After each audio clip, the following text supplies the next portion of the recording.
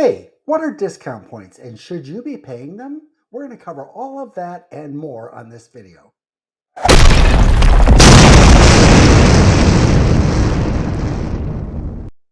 I'm Peter Lindquist.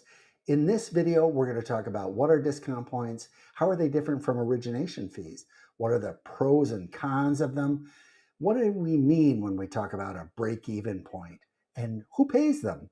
And then finally, we'll talk about no discount point loans, which used to be very common. Are those worth it? We're going to cover all of that in this video. So what are discount points and how are those different from origination fees? So the first thing to know is that every lender charges some fees up front, and we call those origination fees. But then we also offer something called discount points, which you can pay up front in exchange for a lower rate. So by paying some percentage of the loan up front, you get a lower rate, which obviously then lowers your monthly payment, and you get that rate for the life of the loan. What are the pros and cons of discount points? Well, the first one is pretty obvious. You get a lower payment because in exchange for it, you're getting a lower interest rate. So paying something up front can end up giving you a lower rate for the long term, for the term of the loan. But then we have to consider the cons. And the cons are that by paying it up front, that adds cost up front. And we have to consider what the break-even period is. The break-even period refers to how many months of savings does it take in your normal monthly payments to break even with the amount that you paid up front. So let's say, for example, you pay $3,000 in discount points up front and you save, let's say, $30 a month.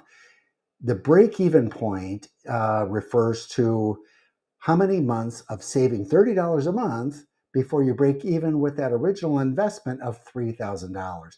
In that case, it works out to a little over 8 years, which is really a long time considering the fact that the average mortgage only lasts about 5 to 7 years. So you would want a shorter break-even period. Let's say that we're offering you discount points that cost you $3,000, but it's saving you $100 a month. Now that break-even period is just 30 months.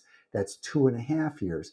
Now there's a case to be made that that really makes sense to pay that $3,000 up front. A lot of it just depends on how long are you staying in the home and how much are you saving monthly and how important that is to you. Okay, who pays discount points? In reality, you do all the time. You can either pay it up front by coming up with the money that it takes to pay the discount points, or you can build it into your purchase price so that the seller pays it. Well, in reality, you're still paying it because you're paying the seller more for their house than you would otherwise, and then the seller is paying the discount points for you. Either way, what is important to know is we want to consider that break-even period to make sure that the discount points are worth it for you. So when do you pay discount points? You pay them at closing. So we will work with you in terms of how much those discount points are going to cost and build it on your loan estimate. And then it all comes due on the day of closing. I get the question once in a while, can you pay discount points after closing? And the answer is no. We have to make all of these decisions before closing, so we charge you the appropriate amount of discount points for your loan. You might have heard of no discount point loans.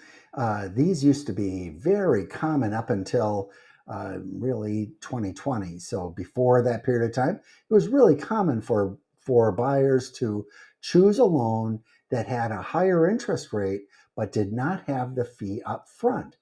Well, then after 2020, especially in 2022, we started to see interest rates go up. And in addition to that, we saw a big difference when it comes to what the rate is for no discount point loans versus the loans with a discount point.